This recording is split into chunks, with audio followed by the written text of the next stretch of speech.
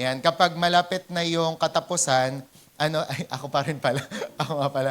Pag malapit na yung katapusan, ay, hindi umaano yung laser. Doon lang sa taas. Ayan. So, anong gagawin natin? Tapos, yun nga, nung nakaraan, ang tinapik ko sa adult ay instead of worry, di ba, pray tungkol sa worrying. Tapos, yung sa YA naman ng Friday, tungkol naman sa overthinking. Di ba? Kasi sa panahon natin ngayon na may gulo sa Middle East, tapos ngayon, parang nagpapapansin din yung North Korea, di ba? Kasi nagbagsak ng missile sa Japan, doon sa dagat ng Japan, parang ano ka talaga, 'di ba? Kung wala ka kay Lord, mapapa-overthink ka na ano ba tong nangyayari sa mga bansang to. Pero gayon pa man, alam mo kasi na nasa Bible 'yon, 'di ba? Kaya naman mas pipiliin natin na wag mag-overthink tsaka mag-worry, kundi mag-pray na lang din, 'di ba? Sa verse natin dito, sa gumagana ba?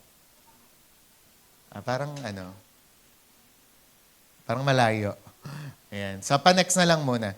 Ayan. Sa verse natin sa 1 Peter 4, 7 to 11, sabi dyan, the end of all things is near, therefore be alert and of sober mind, so that you may pray, and above all, love each other deeply, because love covers over a multitude of sins. Verse 9. Verse 9. Kunwari lang pala. Okay na? Ayan. Offer hospitality to one another without grumbling. Each of you should use whatever gift you have received to serve others as faithful stewards of God's grace in its various forms. Ayan. Nag-next na ba? Hindi pa. Ayan. 11, if anyone speaks, they should do so as one who speaks the very words of God. If anyone serves, they should do so with the strength God provides, so that in all things God may be praised through Jesus Christ. To Him be the glory and power forever and ever. Amen. Ayan. Sa introduction natin, may survey daw kasi na ginawa. Ayan. May survey na ginawa, tapos tinanong yung mga tao kung ano daw yung gagawin nila kung malalaman nila na ang mundo daw ay magtatapos na, mag-end of the world na in just 1 week. Ayan. Alam niyo, nakakalungkot na sagot nila is yung iba daw ay iinom na ng marami, tapos yung iba pupunta sa Las Vegas, tapos yung iba 1 week na lang magpa-party daw at mag-e-enjoy ng buhay. Na kung tutuusin, kung Christian ka, malulungkot ka sa kanilang mga sagot, di ba? Kasi kung Christian ka at alam mo yung Bible, dapat yung gagawin kung alam mo na mag-end of the world na. Yan, nagtatanungan kami, ang ganda nung Bible study namin ng Friday kasi tawanan sila ng tawanan kung ano yung dapat gawin o dapat isipin kapag end of the world na. Ang pinakamagandang sagot yung kay Nanay Susan, hindi niya na daw iniisip. Diba? Natama naman kasi instead na isipin ni Nanay, diba, mananalangin na lang siya at gagawin yung tama. Maganda rin yung mga sinagot ng ibang mga adult kasi ang gusto talaga nila is yung maligtas yung kanilang pamilya. Specifically, si Tita Edna, di ba, sabi niya, kahit anong ugali niyan, kahit anong mga katangian niyan, gusto ko maligtas yan, di ba? So sana ganun yung isa sa mga gustuhin natin kung alam natin na malapit ng magunaw o dumating si Lord. Magunaw ang mundo at dumating si Lord. Naalala ko tuloy, di ba, yung kantang I Did It My Way, na bakit daw kaya sa tuwing kinakanta yun dito sa Pilipinas, namamatay yung kumakanta nun. Di ba? Kasi, basta may something daw dun sa kanta na yun, sabi ni Bishop, na kapag kunwari, I did it my way, namamatay yung mga kumakanta. Di ba? Pero dun sa kanta kasi na yun, sinasabi doon na namuhay ako sa sarili kong paraan. Na kung halimbawa i-analyze nyo talaga yung kanta na yon, hindi maganda. Diba? Kasi tayong mga Kristiyano, dapat namumuhay tayo God's way. Hindi, my way. Diba? Dapat po sa paraan ng Diyos. And sino nakabalita sa inyo nung nakaraan, yung nangyari sa dito, malapit, buti na lang, tapos na tayo mag-prayer meeting, tapos nakauwi na lahat, diba? Kasi dyan sa dinadaanan natin sa munisipyo, tumumba yung malaking puno ng akasya.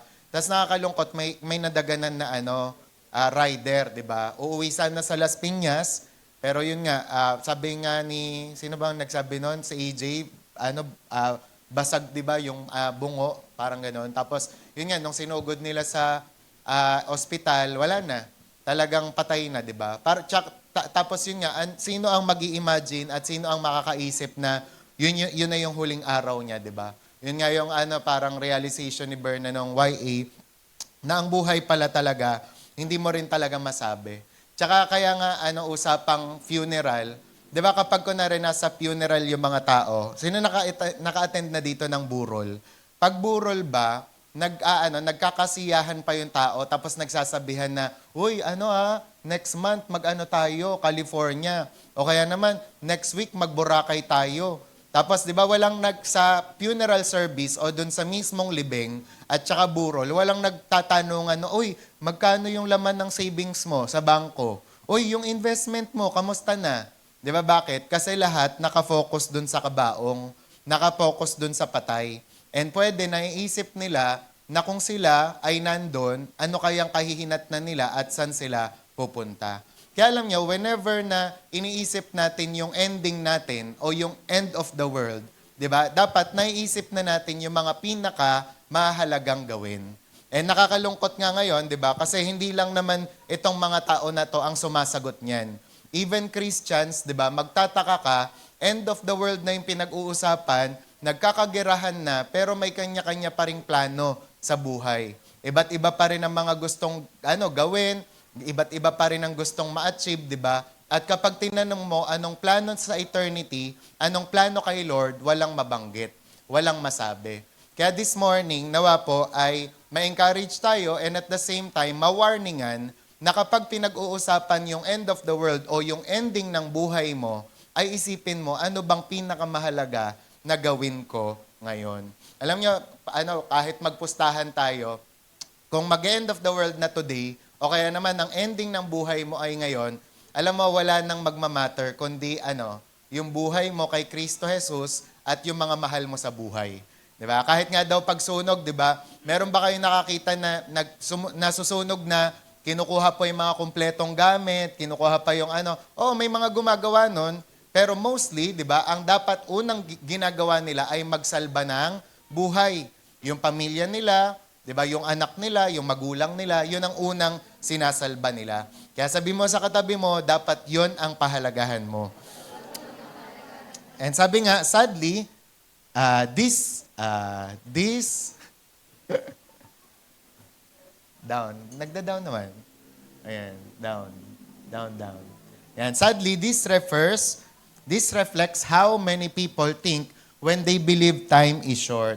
Sabi, but the Bible gives a very different response. Yan. Kaya sa 1 Peter 4:7-11, the Apostle Simon Peter teaches believers how they should live if the end is near. Kaya nga maganda, mabasa niyo yung 1 Peter chapter 4. Kasi dyan sinasabi ni Peter kung ano yung dapat gawin kung malalaman mo na malapit na ngang mag-end ang mundo at dumating si Lord. Sabi nga, instead of panic or pleasure-seeking, Christians should focus on 3 important priorities. Sa umagang ito, ano-ano yung mga priorities na yan na dapat nating i-consider. Number 1, pakibasa nga, 1, 2, 3, go. Ayan, so ganun pala. Kapag daw malapit nang dumating si Lord, dapat mag-focus ka na saan? Sa pagpe-pray. Diba? Ika nga ni Fernando po, o kaya naman yung mga kontrabida ni Fernando po, kung marunong kang magdasal, simulan mo na, di ba? Kasi hindi mo alam kung kailan, ano mangyayari sa buhay mo. Kaya 1 Peter 4:7, ang sabi dyan, the end of all things is near, therefore be of sound judgment and sober spirit for the purpose of prayer. For the purpose of prayer. Sinasabi niya dyan na kinakailangan ay bumalik tayo sa pananalangin kung gusto nating maging ready sa pagbabalik ng Panginoon. And ano ibig sabihin ng focus on your relationship with God in prayer? Ano dapat yung mga nakikita sa atin? Una, dapat po ay nakikita tayo ng Diyos na namumuhay sa spiritual seriousness. Kaya tingnan mo nga yung katabi mo, mukha bang serious yan? Ayan. Kasi kinakailangan po, meron tayo, when it comes sa seriousness, masaya tayo. 'Di ba? Tayo ay mga taong masasayahin talaga. Pero when it comes sa spiritual na buhay, seryoso dapat tayo. ang ibig sabihin daw ng sober spirit means clear-minded and spiritually alert. Sabihin nyo nga po, clear-minded. Sabihin nyo, spiritually alert. Yan. Ano ibig sabihin ng alerto? Ibig sabihin, ready ka sa kung ano't ano man ang mangyari. Kaya nga, for example, kung usapang rapture lang din naman at pagdating ni Lord, ang totoo naman yun pag binasa nyo yung Matthew 24, Matthew 25, ano sinasabi doon? Pag dumating na yung araw ni Lord, merong dalawa na tao sa bukid, ang nagsasaka, yung isa kukunin, yung isa may iwan. Merong dalawang tao na tutulog, yung isa kukunin, yung isa may iwan. Ano ibig sabihin ng mga passage na yon at mga verses na yon? Ibig sabihin, normal na araw, darating ang Panginoon. Yung araw na madalas o marami, hindi siya inaasahang dumating. Kaya for example, ngayon, ang mga tao nakatutok sa Middle East, di ba? Tingin nyo ba, dadating na si Lord? Pwede, pero ang pagdating ni Lord, yung normal na araw talaga. Yung as in, may ginagawa ka. Kaya sinasabi nga ng maraming mga preachers na huwag ka daw tumunganga lang at tumingin sa taas na para bagang hinihintay mo lang si Lord na dumating. Continue to work. Diba? Kung halimbawa nagtitinda ka, magtinda ka pa rin. Kung nag-aaral ka, mag-aral ka pa rin. Kung nagtatrabaho ka, magtrabaho ka pa rin. Diba? In a faithful manner. Diba? In a godly way. Nang sa gayon, pag dumating si Lord, ready ka. Diba? Hindi ka tatamad-tamad dyan, o kaya naman, hindi ka kung ano-ano lang yung ginagawa. Diba? Kundi, ayan nga, spiritually alert and clear-minded. Sabi nga, next natin. Yan, when time is short, believers should become more serious about spiritual things. Kapag konti na lang yung panahon, dapat mas lalo ka na nga daw nagiging seryoso sa mga spiritual na bagay. Kaya ang tanong dito sa marami sa atin, spiritual ka pa ba? Ayan, kasi kung hindi na, ayan, delikado ang ating kalagayan. Diba? Mostly talaga nung tayo ay umattend dun sa spiritual revolution, ang pinaka parang ini-inject ng pastor doon is yung mga Kristiyano na dapat bumalik sa spiritualidad. Kasi 'di ba kapag ang Kristiyano nga ay nakaranas na ng maraming pagpapala, yumaman na, sumagana na, nawawalan na talaga tayo ng spirituality sa buhay. Yung parang mas gusto na natin, pasarap na lang, o kaya naman, yung meron tayo mga naiibang mga pangarap na kung i-measure natin sa Bible, talagang bagsak. Diba? Kaya halimbawa, when it comes sa pagtatrabaho, sa mga plano mo, sa pag-aaral mo, spiritual ka pa ba? Sa mga relasyon natin, sa mga pagpapamilya natin, spiritual ba yung paraan ng pagpapamilya natin? O yung pagpapamilya natin, ginagaya na lang natin kila Solen Yusap, kila Ann Curtis, di ba? Sa mga artista, di ba? Yung mga paraan natin ng pagtatrabaho, ginagaya na lang natin sa mga kapwa natin pagtatrabaho, di ba? At yung mga bagay ba na madalas natin iniisip ay makalangit pa kaya? Di ba? For example, sa pera pa nga lang di ba? Kapag hawak mo na ang pera mo, madalas ba ang naiisip mo patungkol kay Lord? O madalas yung I did it my way. Kung ano yung kung ano yung gusto mong gawin sa pera mo, go lang. Pero hindi mo tinatanong kay Lord. Ang tawag namin diyan noon, hindi spiritual. Kaya we need to go back sa pagiging spiritual, sa pagiging makadiyos, di ba? And sabi nga dito, instead of drunkenness, distraction, and worldly pleasures, we should prioritize communion with God. Kaya nga sabi ko sa inyo, di ba, nung nakaraang mga preaching ko, sa panahon ngayon, wala na talagang saysay sa akin ng lahat, di ba? Ang kailangan ko lang talaga ma-assure is maligtas kayo, maligtas yung pamilya nyo, di ba? At talagang maraming makapunta sa langit. Kasi yun ang dapat na pinaprioritize natin, ang ating communion with God. Okay? So, live with spiritual seriousness. Pangalawa naman, letter B, is yung prayer is the expression of our relationship with God. Tatandaan natin na ang panalangin ay ekspresyon ng relasyon natin kay Lord. Taas ang kamay ng tumanggap kay Jesus. Nung tinanggap nyo si Jesus, for your information, ang tinanggap nyo po hindi religion. Kundi ang tinanggap nyo ay isang personalidad, di ba? O isang person sa katauhan o sa pagiging Diyos ni Jesus Christ. Sasabihin nyo nga relasyon. Kaya nung nag-enter kayo into relationship kay Lord, ano ibig sabihin nun? Na from that day, dapat ipinangako nyo sa Diyos na lagi nyo na siyang kakausapin. Na lagi na kayong magdadasal, lagi na kayong magpe-pray. Di ba? Yun kasi yung ibig sabihin ng pagtanggap kay Jesus, pakikipagrelasyon sa Kanya. Di ba? Ano ang kaibahan ng Christianity or Christian sa ibang mga religion o sa isang pagano na religion? Ang Christian, lagi niyang kinakausap si Lord. Lagi siyang may communion kay Lord. Di ba? Paalis man siya ng bahay, lagi niyang kinakausap si Lord. Lord, cover me with your blood, ha? Guard me with your holy angels. Di ba? Ganon. Pag may exam siya, Lord, tulungan niyo po ako, ha? Bigyan niyo po ako ng wisdom. Ganon. Di ba? Kasi ang ibig sabihin nito, meron tayong relasyon sa Panginoon. Kaya kapag hindi natin pina-priority ang prayer, o kaya naman isang beses lang sa isang linggo tayo nananalangin, hindi relasyon yon. Religion yon. Di ba? Kaya kung ikaw ay tinanggap mo si Lord, start to pray. Sabi nga, prayer is not merely asking for things. Sabi, prayer is fellowship with God. Kapag nagpe-pray ka, nakikipag-fellowship ka pala sa Panginoon. Pangalawa, communication with God and intimacy with God. Alam niyo kapag naaalala ko yung intimacy with God, naaalala ko yung laging sinasabi ni Ate Beck na verse sa amin, 'di ba? Na life verse niya yung and this is eternal life that they may know him, 'di ba? Yun nga yung sino yung him na yon? Si Jesus Christ. Na kung yun pala yung eternal life, yung pagkakilala sa kanya, so bakit hindi mo gawin? Di ba? Kaya nung mga nakaraan, napapa-question nga tayo, di ba, sa mga tao na kaya nilang iwan si Lord, samantalang nung una, kino-confess nila, dinideclare nila na si Lord ang buhay nila. Di ba? Sabi ng Bible sa John 14:6, Jesus is the way, the truth, and the life. No one comes to the Father except by Him. Di ba? So kung buhay pala si Lord, kung buhay si Jesus, bakit mo nagagawang humiwalay sa Kanya? Bakit mo nagagawang iitsapwera siya sa buhay mo? Kung yung si Jesus ay buhay mo pala. 'Di ba? Kaya pinapaalala nito sa atin na ang prayer is intimacy with God. Ang intimacy mo kay Lord ay nakadepende sa prayer mo, sa prayer life mo. Kaya nga kami, hindi nyo kami dapat o kaya naman ay pagalitan o kaya naman sabihin sa amin paulit-ulit kami kung paulit-ulit din naming ine-emphasize ang prayer.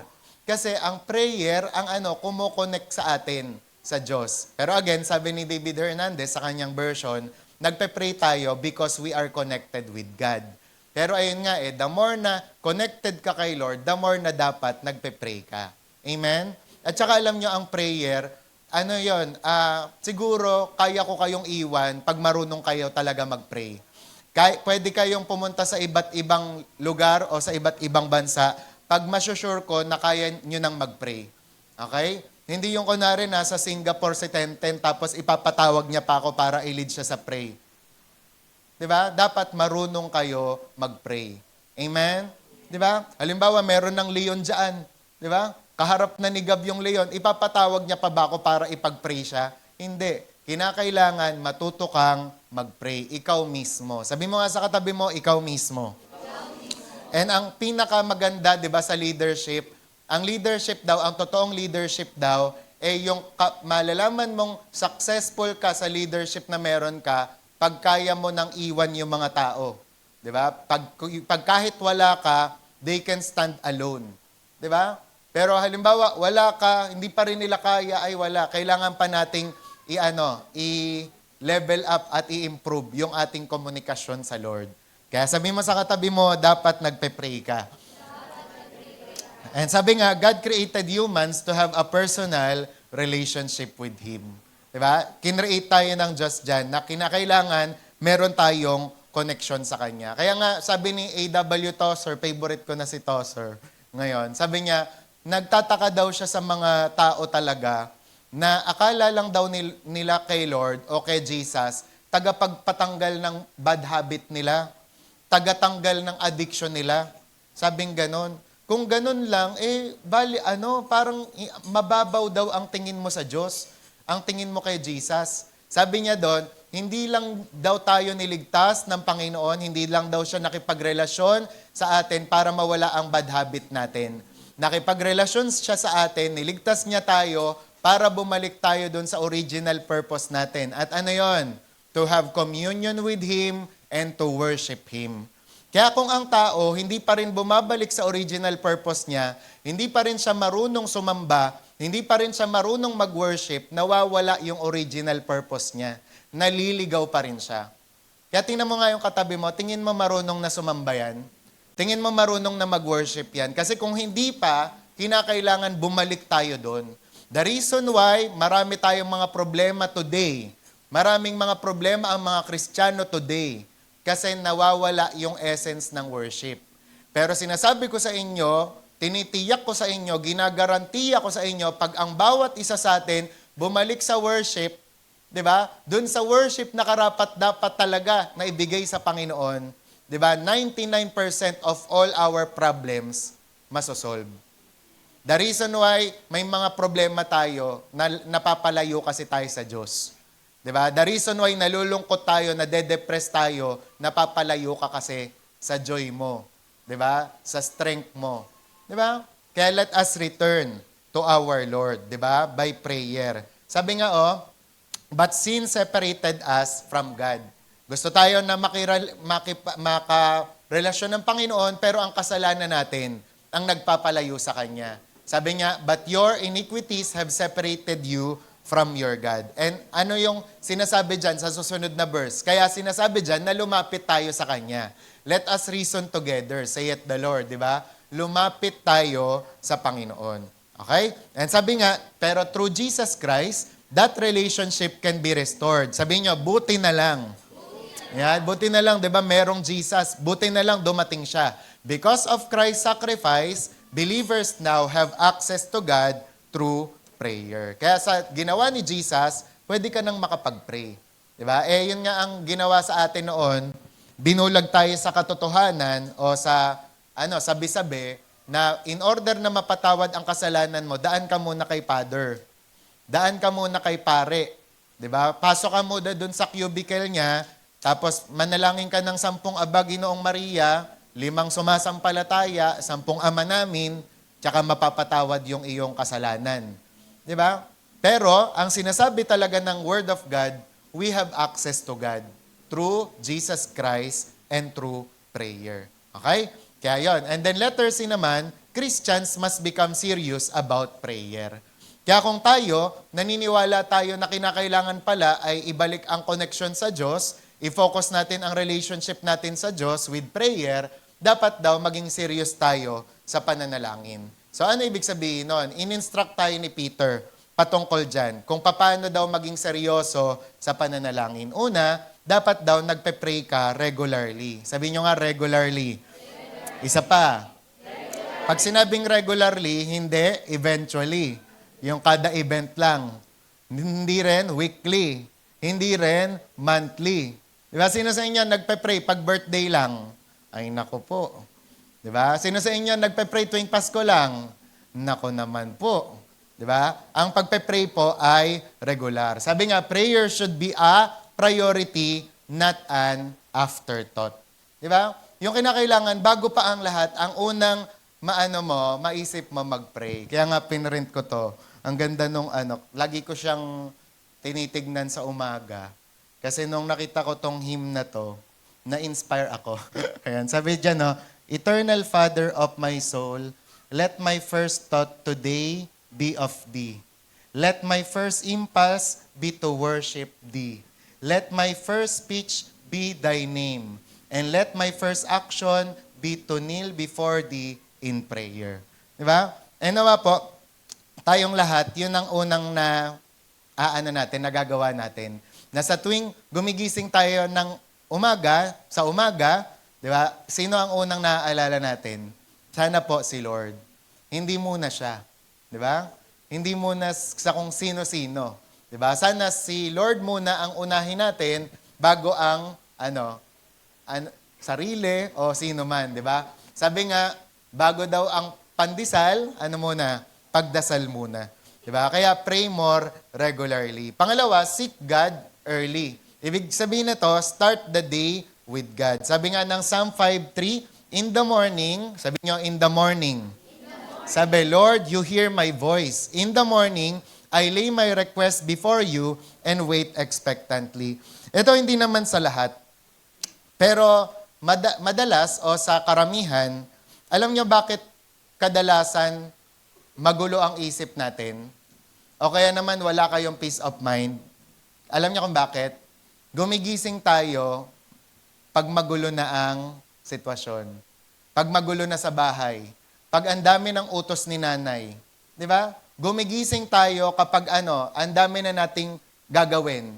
Tama? Nalilimutan na natin yung prinsipyo ng Bible sa Psalm 5:3 na in the morning, Lord, you hear my voice. In the morning na wala pang utos. In the morning na wala pang gising sa kapitbahay. In the morning na hindi pa nagtatrabaho ang mga tao sa bahay ninyo. Kasi bakit?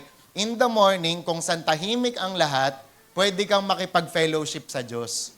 Diba? Na siya lang ang inaalala mo, siya lang ang nakakausap mo. Kaya we need to go back din dito sa bagay na to, na in the morning. Sabihin nyo nga, in the morning. Ano yung in the morning na yon? Yung hindi pa tirik ang araw. Di ba? Yung hindi ka pa natitirik ka ng araw. Dati, nung nasa sukat kami, hindi ko alam kung sinong matanda yon. Pero ang sabi niya sa amin, kasi tanghali rin kami magising noon eh. Nagigising kami alas 10, alas 9. Sikat na talaga ang araw. Sabi nung matanda na yon, hanak ko, kung ganyan kayo gigising, wala nang matitirang blessing sa inyo. Kasi lahat na daw nakuha na ng iba. 'Di ba? Kasi late ka na gumising. Alam nyo, ganun din, may sense. 'Di ba? Na kapag ikaw late ka lagi gumigising, 'di ba? Ang simba alas 9, gigising ka alas 8, ay wala na. Latak-latak na lang, ambon-ambon na lang yung makukuha mo. Pero kung gusto mo talaga ng fullness na blessing, gumising ka bago pa sumikat araw, alas 5, alas 4, nang sa gayon nakipag-usap ka na kay Lord. Amen? And ganon din. Di ba? Wag kayong, wag kayong masasaktan ha kapag sinasabi ko to. The reason why kadalasan ang init ng ulo natin sa trabaho, init ng ulo natin sa school, init ng ulo natin sa mga asawa natin. Bakit? Kasi hindi natin ginagawa yung unang dapat tungkulin natin sa umaga.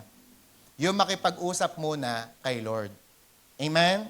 Kasi kapag nakikipag-usap ka kay Lord, anumang buwisit mo dyan sa asawa mo, hindi ka mabubuwisit. Sorry po sa term ha. Pero ginagamit na yan ng iba.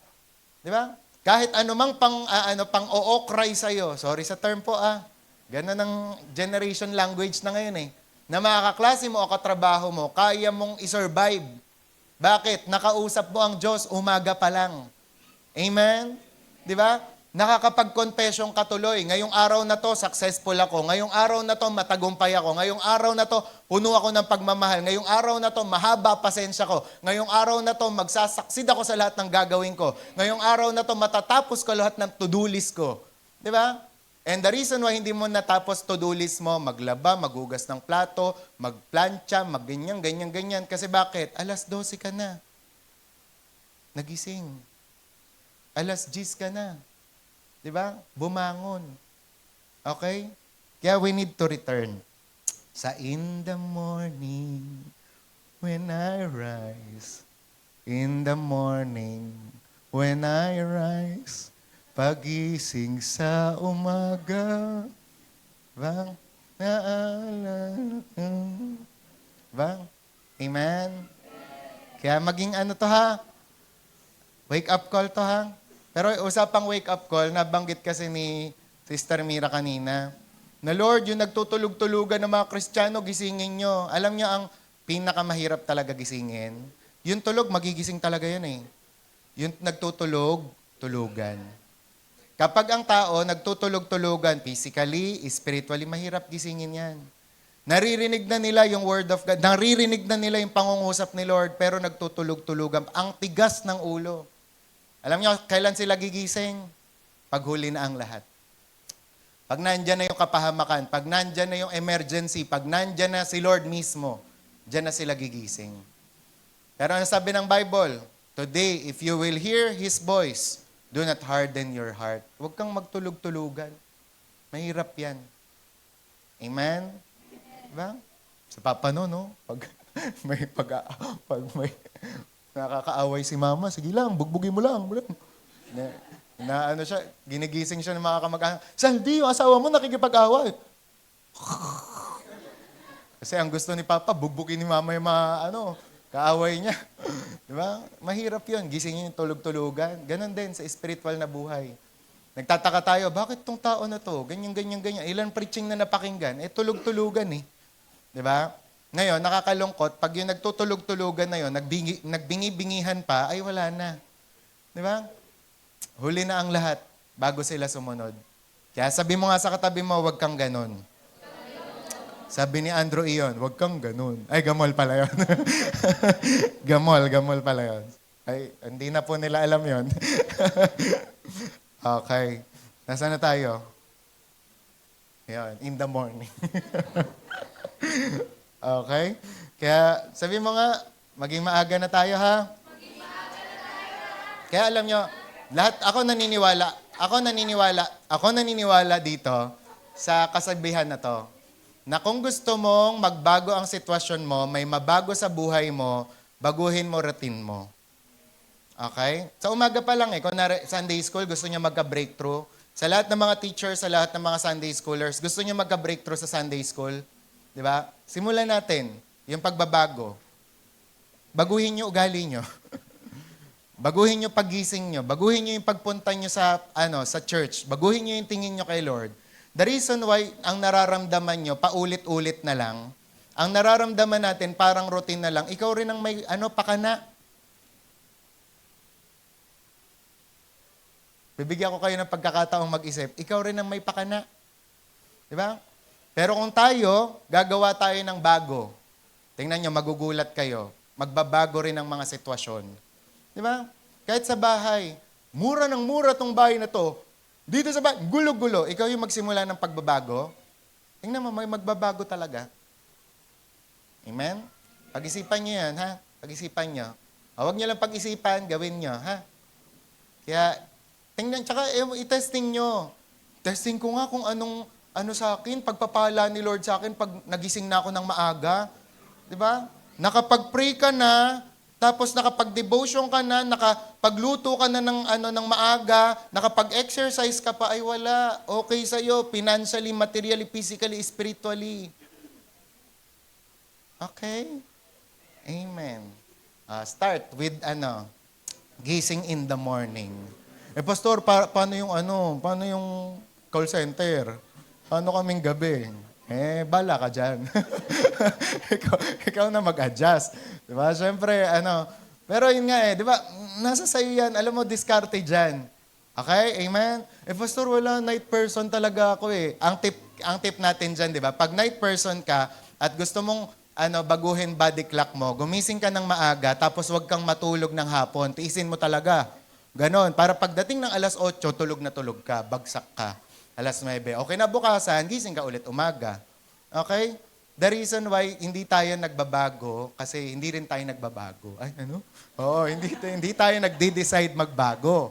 Okay? Pero ngayon, sabi mo sa katabi mo, may power ka. May power ka. Hindi kilikili power, may power ka to decide. Amen? Amen. Di ba? Yung parang pagdating ni Lord, hindi ka magulat. Rapture na. Sabi nga ni Pastoro, dapat daw hindi ka magagulat kapag narinig mo yung trompeta. Di ba? Pag dumating si Lord, dapat hindi ka magulat. Ganun talaga yung gulat. Na, turut! Hindi ito, hindi ganun yung, hindi ganun, peke yung tunog na yon. Turut! Di ba? Pag narinig mo yon, dapat masaya ka. Hindi yung, iwan ako. Di ba? Hindi ganon. Okay? Kaya, in the morning pa lang, disiplinahin natin sarili natin, ha? Kaya ngayon, 2 weeks pa lang, ha? 2 weeks pa lang, mag-exercise, mag-practice na kayo. Kasi sa camp, may manggigising sa inyo. Yung facilitator. Tapos pag hindi kayo gumising, wala kayong breakfast. Yun ang rule namin. May policy kaming ginawa. Kasi sa camp natin, di ba, gagawin nating disiplina. Camp talaga yun. Amen? Ayan. So pag hindi nagising si Tin, walang breakfast. Hindi pwedeng makisalo sa nanay. Ganon ang consequence, okay? Tapos kapag may alarm, tapos tuloy-tuloy ang alarm, itatapon sa pool. Pag uwi, wala ng cellphone. Ayan. Okay? So, ganun tayo. Yun ang policy natin. Ganon, okay? So, kaya sabi dyan, balik tayo sa early morning. Okay. Tapos, sabi nga pangatlo, maintain a lifestyle of prayer. Yan. Sabi nga ng First Thessalonians 5:17, pray without ceasing. Sabi nga, prayer should continue throughout the day. Ibig sabihin nito, hindi natatapos ang pagpe-pray mo. Nasaan ka man, ano man ang ginagawa mo, nagpe-pray ka. Okay? Pang-apat naman, ito naman yung pray passionately for the salvation of others. Sabihin nga natin ng 3 beses, passionately. Pastor, paano pag passionately? Ibig sabihin nito, pag nananalangin ka sa pamilya mo, nananalangin ka sa mahal mo sa buhay, passionately. Di ba? Ano ibig sabihin ng passionately? Yung may puso. Yun talaga nakikita ng Diyos, seryoso ka sa sinasabi mo. Amen? Lord, iligtas niyo po yung nanay ko, parang awa mo na. Ganon yung passionately. Kapag nananalangin ka, Lord, iligtas niyo po yung anak ko. Di ba? Umiiyak ka pa. Di ba? Yung talagang ramdam na ramdam. Pag passionately, ipapasok natin yung term na non-negotiable. Pag sinabing passionately prayer, non-negotiable pag sinabing pamilya. Kayo ba pag sinabing pamilya, non-negotiable din? O pag sinabing pamilya, pag naligtas sila, thank you Lord. Pag hindi, hindi. May mga ganong tao. Di ba? Okay lang, gumaling siya. Pero kung hindi, edi okay. Hindi ganon yung passionately. Hindi ganon yung non-negotiable. Pag sinabing non-negotiable, hindi pwede. Kailangan maligtas siya. They have no choice but to be saved. Hindi pwede, kailangan gumaling ka. You shall not die but live and declare the glory of God. Ganon. Hindi pwedeng maghiwalay tayo. In Jesus' name, mabubuo tayo. Ganon. Kasi sa mga panahon ngayon, akala nila yung iba, di ba, parang kagaya ng Diyos, ang Diyos, akala nila kagaya ng tao na natatawaran. Di ba? Na, pwedeng ganito, pwedeng ganyan. Hindi. Sino sa inyo type yung ganon? Ako, pastor, yung nanay ko, okay lang, kahit hindi maligtas yun. Basta ako, sa langit ako. Pag ganon ang prinsipyo mo, questionin mo ang kaligtasan mo. Di ba? Kasi ang totoong passionate na Christian, ang totoong filled ng Holy Spirit, hindi siya. Hindi siya talagang tumitigil hanggat hindi ligtas ang kanyang pamilya, hindi ligtas sa mga kaibigan niya. Di ba? Ganon tayo. Tayo, di ba? Dahil sa dami na nating naranasan, sige na nga, maligtas ka. Hindi, bahala ka. Pag dumating si Antichrist, papugot ka na lang ng ulo. Di ba? Ganon eh.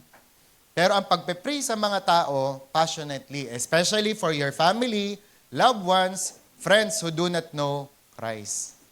Alam ko, sinabi ko na to sa YA eh, na nung may mga, minsan pagtatalo kami ng asawa ko, ginaganan ko talaga siya. Sabi ko, hindi tayo maghihiwalay in Jesus' name. Sabi ko, nagsumpaan tayo sa harap ng Diyos. Diyan ka lang, bahala ka. Diba? Diba? Sino sa inyo, ganon? Yung negotiable. Diba? Kaya, pag-isipan nating maigi. Kaya meron ngang kwento sino ba yun na sana i-apply natin. Sa kanila daw, sa church nila, pag may nagba-backslide, ang mga tropa, pinupuntahan yung nagba-backslide. Tapos, nilelay hands. Tapos, hindi talaga sila tumitigil hanggat hindi nagdidesisyon na babalik. Di ba? Hindi kami aalis dito hanggat di ka babalik. Dito kami kakain ng hapunan hanggat di ka babalik. Ganon, di ba? Tayo kasi, na-adapt na natin yan. Masyado na tayong tumagal bilang Kristiyano. Okay lang. Bumalik o hindi, bahala siya. Diba? Kaya yun yung pag-isipan nating maigi. Especially for family, loved ones. Diba kasi kapag usapang faith, we take it by force. Diba? Nung pinag-usapan naman yung tungkol sa parable of the great banquet, ang sinasabi doon, yung talagang compel them to come. Diba? Pumunta kayo dito, bahala kayo. Diba? Kasi kinakailangan nilang maligtas. Tas ganun din, di ba, sa mga kunwari, ma-aksidente na, tatadyakan mo talaga, uy. Di ba, para lang, kunwari, masasagasaan na siya. Pagalitan ka man yan. Ba't mo ako tinadyak? Masasagasaan ka eh. Di ba? O ganun din sa mga sa mga yung nagsisave. Wala nang doon. Pag nagsisave na, nang yung masusunog na, halika dito. Di ba, pag masusunog na yung talaga. Gets nyo? O, ganun din yung sa babae. Mga Bucor yun. Tayo, pag dumadaan tayo sa Bucor, tameme, di ba? Yung babaeng nakita ko na walang wangwang, wala siyang ambulansya, L300 lang ang dala niya. Ano sabi niya sa mga taga-Bucor? Bucor yun, gumagano. Tumabi kayo dyan! Tabi! Emergency! Bakit? Meron ng someone na mamamatay doon eh. Di ba? Kaya ganun tayo ka-passionate. Ganyan ko pinapaliwanag sa inyo. Bakit natin passionately pinagpe-pray yung mga mahal natin sa buhay? Kasi nasa kapahamakan sila. Amen? Amen. Di ba? Kaya yun yung, yun yung kailangan natin na i-apply. Diba? So, kailangan maligtas ang ating mga mahal sa buhay. Sabi nga, if the end is near, the most important thing we can do is bring people to God through prayer. Yung ipapanalangin natin sila.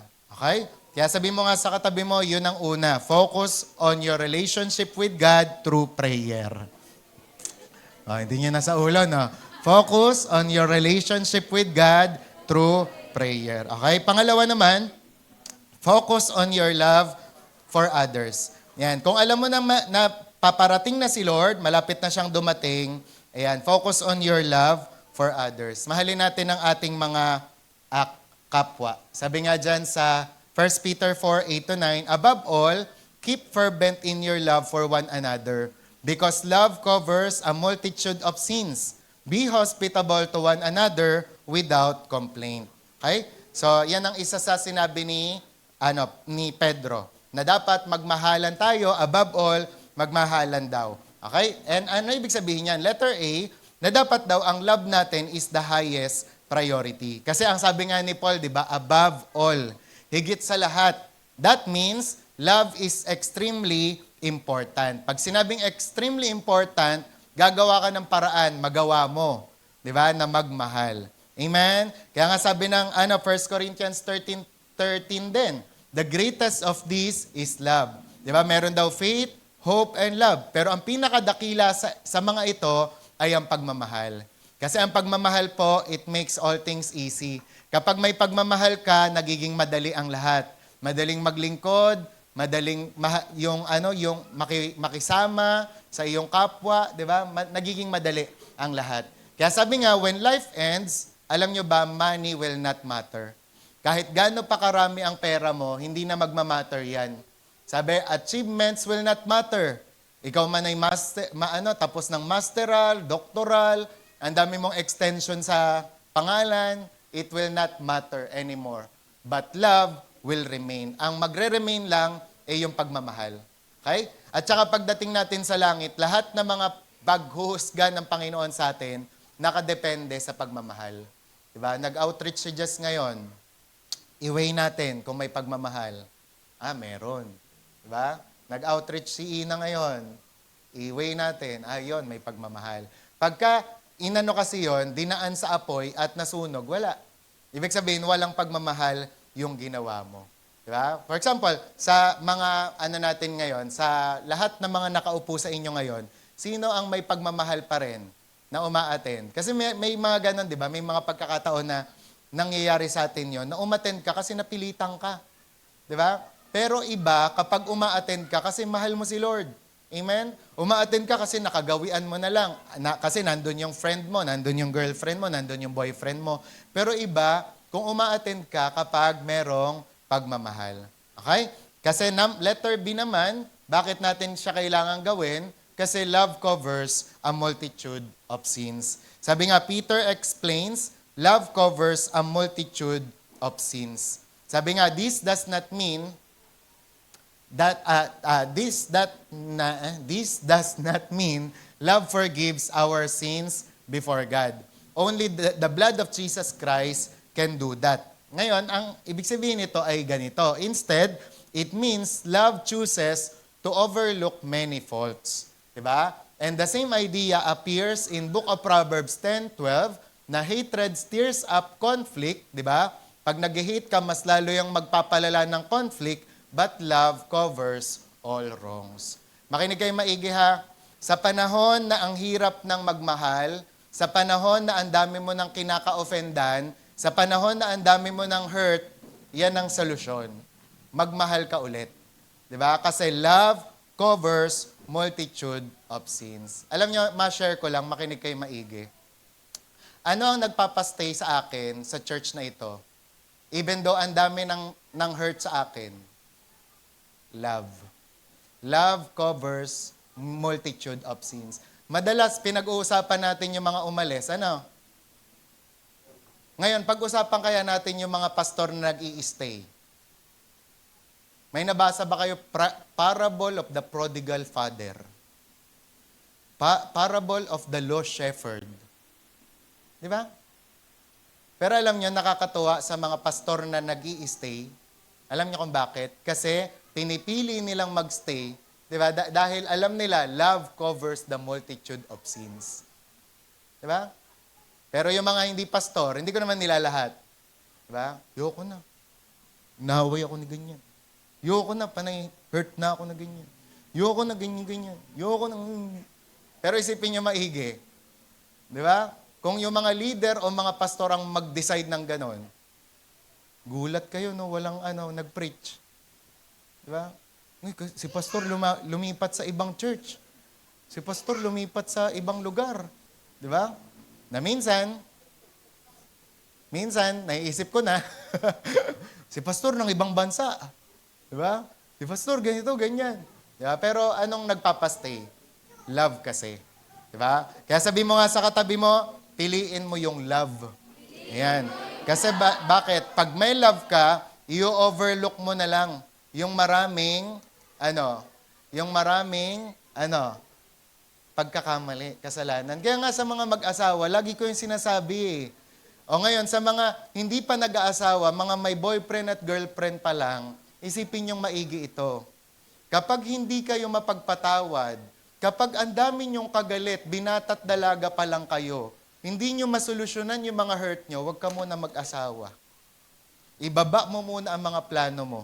Kasi bakit? Mas matindi kapag asawa mo na yung gumawa sa'yo ng mali. Pag asawa mo na yung may pagkakamali sa'yo. Di ba? Kaya pansinin nyo ang mga mag-asawa, bakit nag-i-stay? Because of commitment, because of love. Di ba? Pero kung binata ka pa, dalaga ka pa, boyfriend, girlfriend, ganun na problema mo, hirap ka na magpatawad, umaabot ng isang linggo, isang buwan, isang taon ng sama ng loob mo, please lang, I plead before you, huwag ka magpakasal. Kasi kawawa ang asawa mo. Kasawa ang pakakasalan mo. Di ba? Kung yung konting hilik niya lang, ano ba? Kaya maraming, alam niyo po, totoo yan, nagugulat ang maraming mga, asawang babae. Grabe yung asawa ko, war freak pala. Kasi lahat, gagawin mo pag nanliligaw ka. Hahatid ka niyan, dadalang ka ng pagkain niyan. Di ba? Lahat ng mga pagpapapogi, pagpapaganda, gagawin niyan. Pero pag mag-asawa na kayo, diyan nalalabas.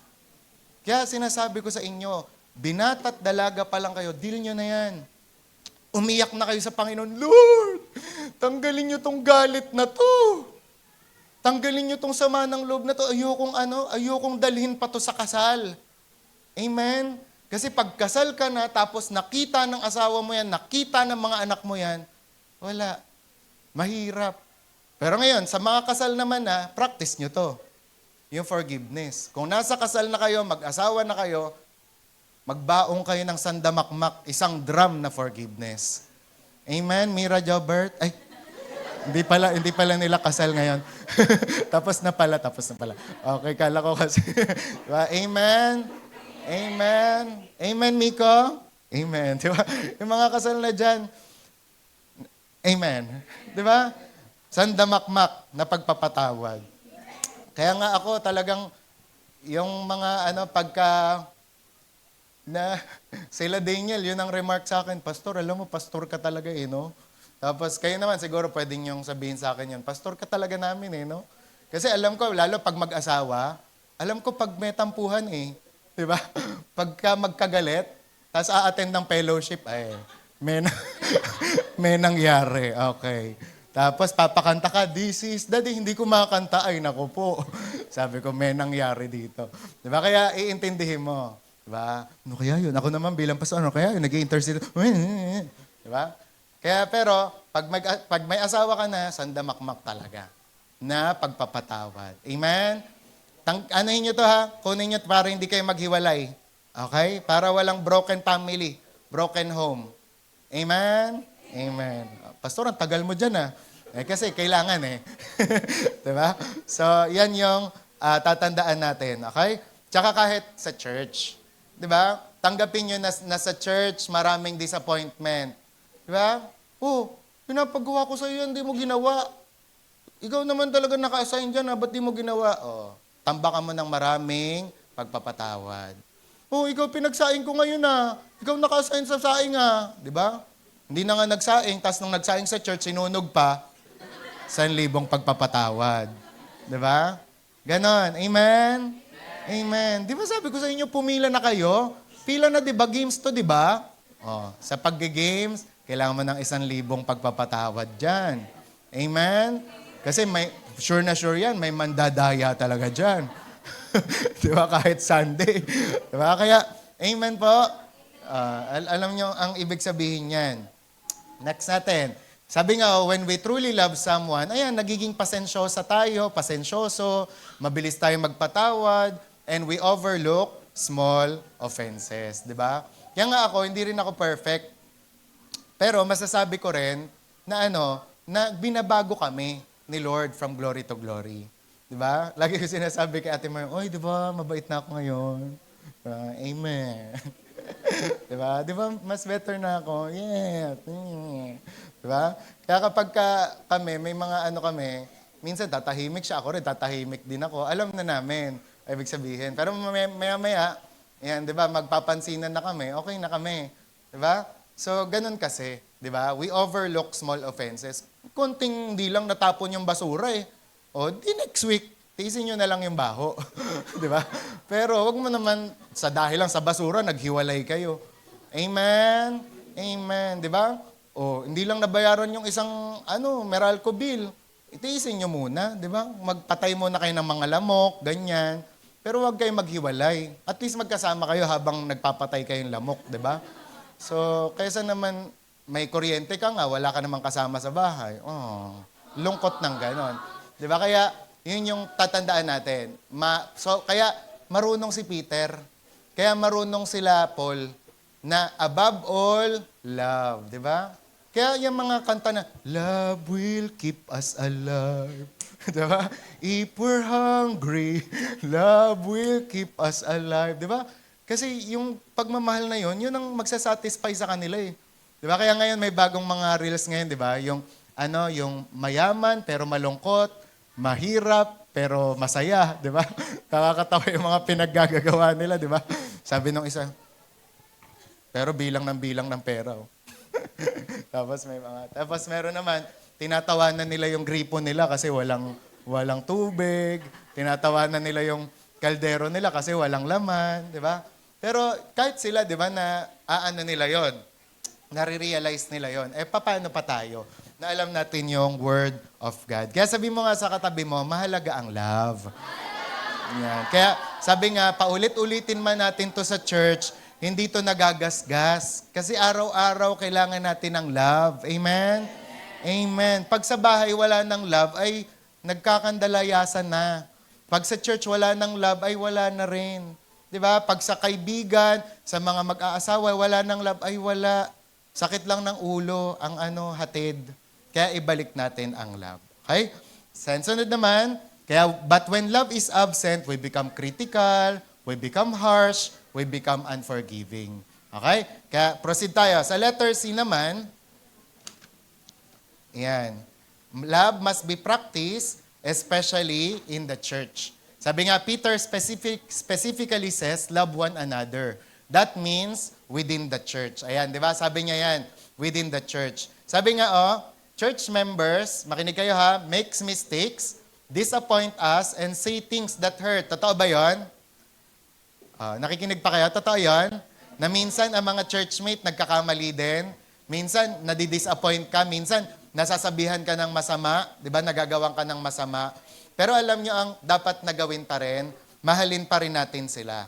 Okay? Love must be practiced especially in the church. Alam nyo, nung Matthew 24, kasi sabi nga but love prevents bitterness, division, and gossip. Nung Matthew 24:12 kasi, inano na yan, pinrapisin na yan ni Jesus, nag-warning na siya. Sa mga huling araw, lalamig ang pagmamahal ng marami. Ngayon, nandun si Peter. Nakikinig siya, yung disciple. Kaya inulit niyan sa 1 Peter. Mababasa niyo sa Matthew 24 yan, sa 1 Peter, sinabi niya rin, na above all, love one another. Kasi ayaw niya na pag sa huling araw, manlamig ka rin sa pagmamahal. Gusto niya kung merong nag-uumapaw sa'yo at nag-aapoy, yung pagmamahal yon. Amen? Diba? Sabi nga, therefore, believers must protect their love for others. Kaya nga kahapon dun sa Divine Downloads, konting pinanood ko lang naman, ang mga mahirap daw pala na tao sa paligid natin, especially those people na nagpapahirap ng loob natin, nagpapasama ng loob natin, sabihin nyo nga, papel de liha. Papel de liha sila. Ibig sabihin nun, sa pamamagitan kasi nila, pinopurify, pinapakinis ng Diyos yung iyong puso at ugali. Di ba? Kasi tayo, hindi daw pala natin pwedeng i-decide sa sarili natin, mamamatay ako sa sarili ko ngayon. Hindi. Gagawa ang Panginoon ng paraan, magpapadala siya ng mga tao para mamatay ka sa sarili mo. Di ba? And sabi nga tayo daw, binigyan tayo ng bagong puso ni Lord. No? Ngayon, ang tanong, ano yung gagawin niya dun sa luma na puso? Ang gagawin niya doon, babasagin niya yon. Para nang sa gayon, yung pusong bago ang lumabas. Kaya di ba, nagtataka kayo, bakit ba dinudurog nitong tao na to ang puso ko? Kasi gusto ng Diyos, durugin talaga yan. Yung puso mong ma-pride, yung puso mong mapagmataas, yung puso mong mayabang, dudurugin niya ni Lord hanggang sa lumitaw yung bagong puso. Amen? So, naintindihan na ngayon? Amen. Di ba? Kaya yun yung dapat nating tatandaan. Okay? Kaya sabi nga, therefore, believers must protect their love for others. Nawa po, ito ang prayer ko. Na pagdating sa pagmamahal, huwag kang maging numb. Huwag kang maging manhid. Magpatawad ka. The reason why, sa panahon ngayon, ang dami nang nagiging manhid. Kasi bakit? Hindi sila nagpapatawad. Gumagawa sila ng kanilang boundary, ng mga walls, tapos ang ending, sila yung lumalamig. Sila yung nagagalit. Sila yung kaya pagdating ng araw, 'di ba? Wala na silang hindi na sila maka-benefit. 'Di ba? Itong mga nakaraan, to tell you honestly wala na to sa sa preaching ko. Experience to. Yan kasi hindi ako iiyak. Mama-manage ko to. Sobrang talaga, isa sa mga kahirapan ng pastor is yung ganitong senaryo. Yung kunwari, kinorek kita, tapos hindi mo matatanggap yung correction ko sa'yo. Tapos kina-next week ka, nandiyan ka naman, lalabang ka. Diba? Kasi syempre alam mo yung mga makatotohanan. Pero ang pinakamasakit sa akin, ang pinakamahirap, yung paglabanan na alam ko sa sarili ko na wala ka ng bilib sa akin, pero nandiyan ka pa rin. Kaya nga, sinasabi ko sa iyo, sa inyo, na if ever lang, na kunwari, hindi mo talaga tanggap yung, kunwari, correction ko, o kaya naman, i-correct kita kasi gano'n naman talaga for your good. Diba? Yung pagko-correct ko. Tapos wala ka ng bilib sa akin, uupo ka dyan. It's better for you to leave. Tapos hanap ka na lang ng ibang pastor na pwedeng magalang mo ulit, marespeto mo. Kasi we cannot work together kapag ganon. Kasi lagi mo lang ako sasaktan by your face, lagi mo lang ako sasaktan by your reaction, by your response, na hindi mo alam, pinipilit ko lang din. Nagpapatulong ako sa Panginoon na tumayo dito at haharap ako sa sandamakmak na muka sa harapan ko. Diba? Kaya yun yung gusto kong i-impart sa inyo na ako rin, kung kayo nagpe-pray kayo, nagpe-pray din ako, na Lord, tulungan mo po akong ma-endure ang lahat ng ito. Kahit sabay-sabay yung pagkabugbog, sabay-sabay silang nagliliha sa akin, tulungan niyo po ako. Diba? Kaya nga sabi ko sa inyo, hindi sa pagmamayabang, hindi sa minamagnify ko yung buhok ko. Kung halimbawa, hindi pa rin kayo convinced na sineryoso ko yung pagpapastor ko, tingnan nyo na lang yung hair ko. 'Di ba? And some of you, pwede kayong tumawa, pwede kayong mag-judge sa akin. Pero I can tell you honestly, sineryoso ko yun. 'Di ba? Kaya halimbawang may mga pagkakataon na nasasaktan kayo sa mga correction dito, sa mga rebuke, kami rin. 'Di ba? Parang isipin nyo rin, ilang beses kaming lumuhod kay Lord, ilang beses akong nananalangin, na Lord, kapag tungtong ko dito sa pulpito, makaya ko po naharapin yung mga tao. 'Di ba? Kasi sari-sari merong okay sa akin, merong mga pasimple, 'di ba? May sama ng loob, 'di ba? Parang ganun. Pero ano yung makakapag-keep sa atin para magpatuloy as a member? Ano yung makakapag-keep sa akin para magpatuloy bilang pastor? Wala akong choice, kundi mahalin kayo. Yun ang utos ng Panginoon. 'Di ba? Kaya nawa, mag-return. 'Di ba? Bumalik naman. Parang instead na makita mo yung sinabi lang na isang beses, tingnan mo yung effort ng 12 taon na paglilingkod niya. Yung 12 taon na pinagtiisan kanya, hindi kanya sinipa sa hagdan. 'Di ba? Kaya yun yung isipin nating maigi na kung sasabihin ko to, ipipreach ko to in my personal way, yun yung ko dito, panlaban ko. 'Di ba? Na mahalin pa rin yung mga tao sa paligid. Although, kahit kunwari alam na alam ko yun, pag talikod ko kung ano-ano yung mga sinasabi, pag nasa bahay kayo, ano yung mga iniisip nyo sa akin, pero tinitiis kong lahat yan. 'Di ba? Bakit? Ang calling ko dito, ang mission ko dito, ang goal ko dito, maiatid kayo hanggang rapture. Langit kayo hanggang rapture. 'Di ba? Pagka dumating si Lord, kasama kayo. 'Di ba? Kaya hindi ko alam bakit kaya nawa I plead before you, 'di ba? Na ipag-pray nyo rin kami kasi kung magsasabi kami sa inyo ng totoo, hindi lang kayo nakakaranas ng ganyan, ng mga sudden attack, ng mga problema, mga challenges, meron din kami. 'Di ba? Kaya alimbawa, kapag minsan may mga pagkakataon, may mga bagay na hindi kami nagagawa, lahat ng bagay, 'di ba? Tinatry naming gawin. 'Di ba? We do the best that we know how. And bahala na ang Panginoon kung palalaguin niya kayo, kung babaguhin niya kayo. Pero to tell you honestly, yan yung secret. Yan yung pinagpe-pray ko na, Lord, ayokong manlamig sa pagmamahal. Diba? Kasi yun talaga, yung parang kapag lumamig tayo, hindi mo ako papansinin, Gabi, hindi rin kita papansinin. Silent treatment ka sa akin, silent treatment din ako sa'yo. Pero pag nagpe-pray ako, nare-realize ko, hindi batiin mo. Kamayan mo. 'Di ba? Gawan mo ng mabuti. 'Di ba? And ilan sa atin yung nakaka-realize ng ganun. Kaya nagda-die down yung mga pagmamahal sa church dahil sa mga ganun, sa mga pride, 'di ba? Kahit sa pamilya, 'di ba? Ewan ko kung sino sa inyo yung nag-a-apply nito. Pag magkapatid, nag-aaway, hindi na magkikibuan 'yan, silent treatment. Pero ang talagang dapat proper way, dinidil natin with our love. Amen? Patawarin natin sila. Ganun 'yon. Okay. And then, next naman, letter D. Love is expressed through hospitality. Bibilisan ko na lang to.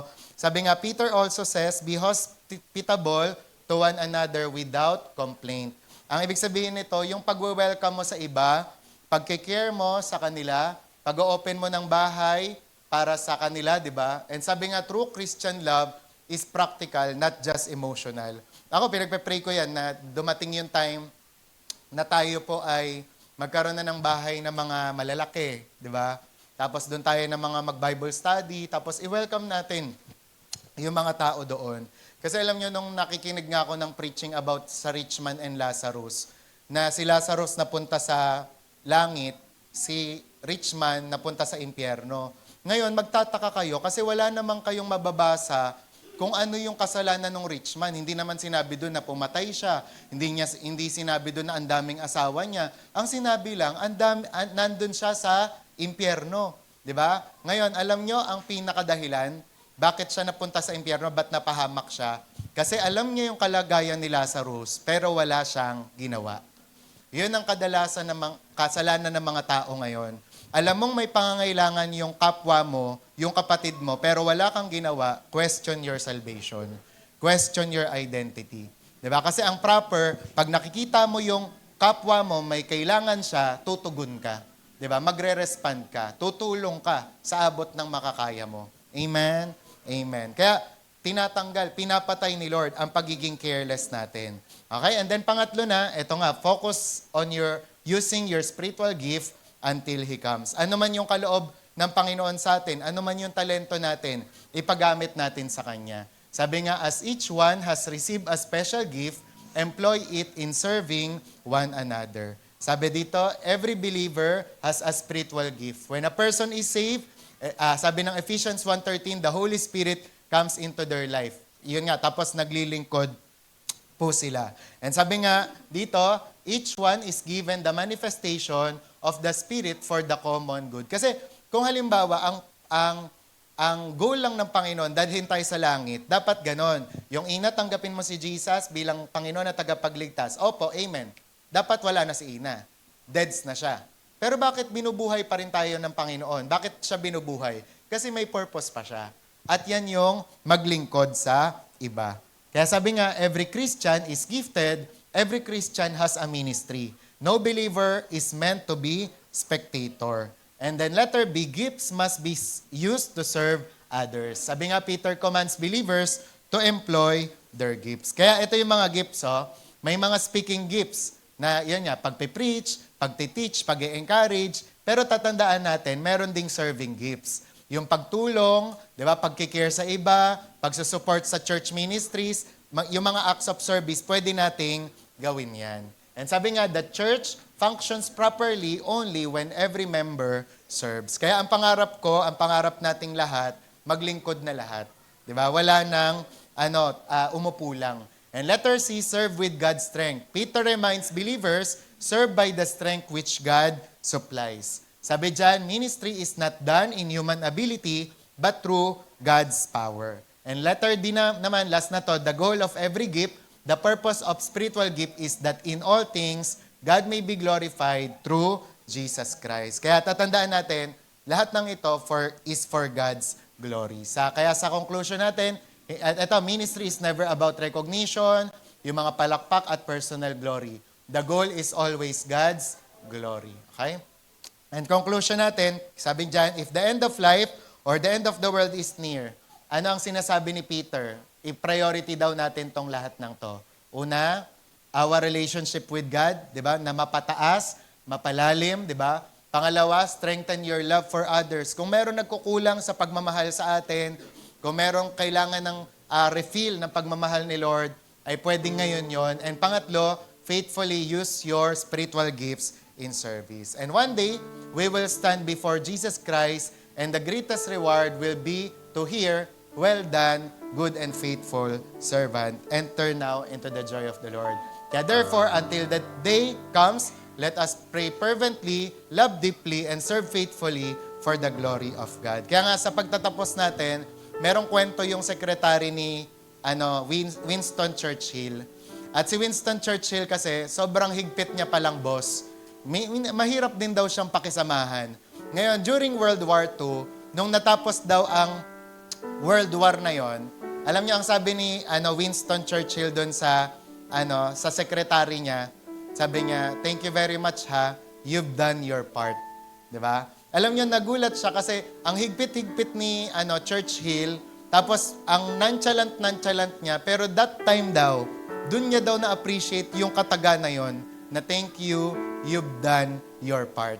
'Di ba? Na kung yung secretary na yon, na-touch siya, 'di ba? Nung sinabi sa kanya ni Winston Churchill na you've done your part, how much more na pagdating natin sa Panginoon at pagtapos na lahat ng ito, maririnig natin yon. Yung well done, good and faithful servant, enter now into the joy of the Lord. Amen po?